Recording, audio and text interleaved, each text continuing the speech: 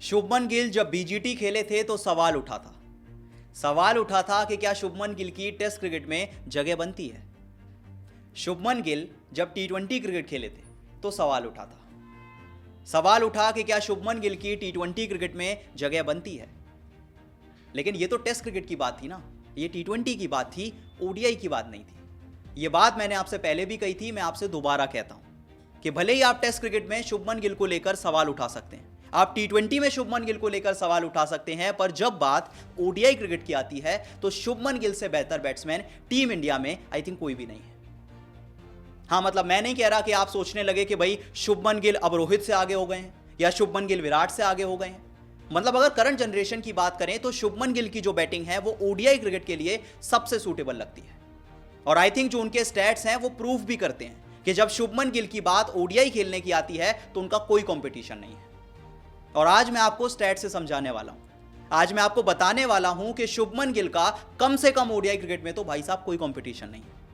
अब आप इमेजिन कीजिए, कोई भी प्लेयर जब कोई भी फॉर्मेट खेलता है तो 50 का एवरेज मेंटेन करना कितना मुश्किल होता है। मतलब एक बेंचमार्क सेट कर देते हैं आप कि जब किसी भी प्लेयर का 50 का एवरेज हो, फिर चाहे वो टेस्ट में हो, ओडीआई में हो, टी20 में हो, तो वो बहुत अच्छा प्लेयर माना जाता है। अब सोचिए अगर कोई प्लेयर 50 का एवरेज मेंटेन कर रहा है 100 के स्ट्राइक रेट के साथ, तब आप क्या कहेंगे किस लेवल का प्लेयर है वो। और मैं आपको बता दूं, ये काम शुभमन गिल ने किया है और उनके अलावा सिर्फ एक प्लेयर ने किया था। एक अकेले मिस्टर 360 यानी एबी डिविलियर्स थे जिन्होंने 50 का एवरेज मेंटेन किया, 100 का स्ट्राइक रेट मेंटेन किया और सबसे ज्यादा रन बना दिए। और अब सवाल यह है कि क्या मिस्टर 360 को पीछे छोड़ देंगे शुभमन गिल। स्टैट से समझिए।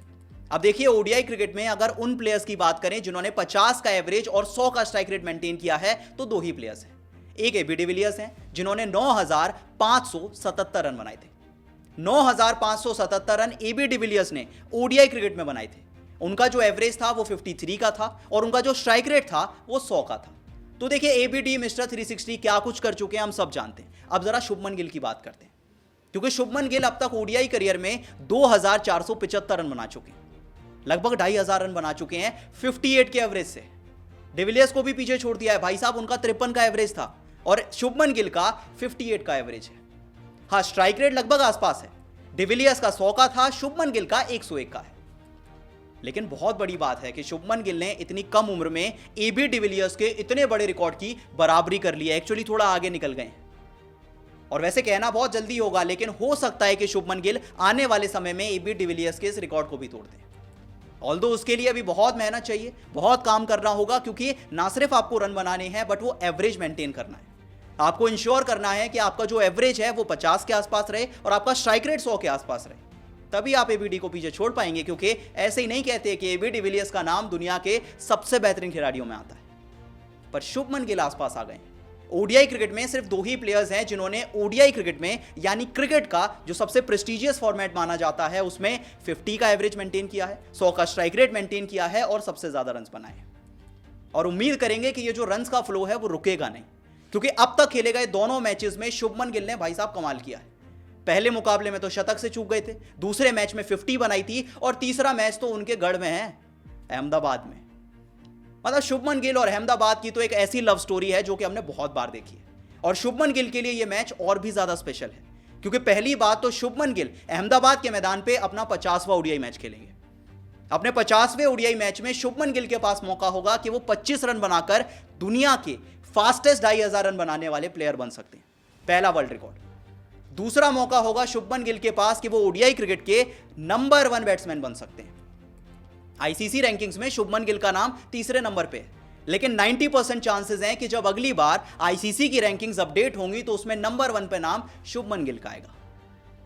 और मेहनत उन्होंने बहुत की है। मतलब जितने रिकॉर्ड्स मैं आपको बताऊं आप सुनते सुनते थक जाएंगे। सबसे पहले अगर 2023 के बाद से सबसे ज्यादा सेंचुरीज की बात करें तो शुभमन गिल का नाम नंबर 1 पे है, 10 सेंचुरी लगा चुके हैं। विराट कोहली ने 9 लगाई हैं, केन विलियमसन की 9 है, जो रूट की 8 हैं और रोहित शर्मा की 8 है। मतलब ये लिस्ट देख रहे हैं आप, वो फैब 4 वाले प्लेयर्स आते हैं इस लिस्ट में, रोहित शर्मा का नाम है, उसमें शुभमन गिल लीड कर रहे हैं। अच्छा, इसके अलावा अगर विराट कोहली की बात करें तो वैसे विराट कोहली ने एक बेंचमार्क सेट किया था कि ओडीआई क्रिकेट में जब भी सबसे बेहतरीन खिलाड़ी की बात आती थी तो विराट कोहली का नाम आता था। अब शुभमन गिल भी उसी लिस्ट में आ रहे हैं। अगर उनके ओडीआई करियर की बात करें तो 49 इनिंग्स में 2475 रन बना चुके हैं। एवरेज उनका मैंने आपको बता दिया है, 58 का एवरेज है, लगभग 59 के आसपास है। 100 का उनका स्ट्राइक रेट है, 6 शतक लगा चुके हैं, 15 50s बना चुके हैं, मतलब आउटस्टैंडिंग स्टैट्स हैं। ये बेंचमार्क बनेगा विराट कोहली के बाद, स्पेशली ओडीआई क्रिकेट में। अच्छा, इसके अलावा अगर शुभमन गिल के करियर की बात करें तो कहने को 6 शतक लगाए हैं, क्योंकि 6 बार तो ऐसा हुआ है जब वो शुभमन गिल 80s में आउट हुए हैं या 90s में आउट हुए हैं। 6 बार मौका था कि वो अपना शतक बना सकते थे और 12 शतक हो सकते थे। एक बार 96 पे आउट हुए, एक बार 82 पे आउट हुए, 85 पे आउट हुए, 92 पे आउट हुए, 87 पे आउट हुए। लेकिन शतक वो क्राइटेरिया नहीं है ना। वो क्राइटेरिया तो एबी डिविलियर्स वाला है, जो कि मैंने आपको बताया कि भाई साहब 50 का एवरेज मेंटेन करना, 100 का स्ट्राइक रेट मेंटेन करना, फिर भी इतने रन बनाना बहुत बड़ी बात है। ऐसे में आप बताइए, क्या आपको लगता है कि आने वाले समय में ये जो प्रिंस गिल हैं, क्या मिस्टर 360 को पीछे छोड़ पाएंगे? क्या शुभमन गिल अहमदाबाद के मैदान पे 2500 रन बनाने वाले फास्टेस्ट प्लेयर बन पाएंगे? और क्या अब टाइम आ गया है कि शुभमन गिल ओडीआई क्रिकेट के नंबर 1 बैट्समैन बन जाएंगे? आप बताइए, आपको क्या लगता है, मुझे कमेंट सेक्शन में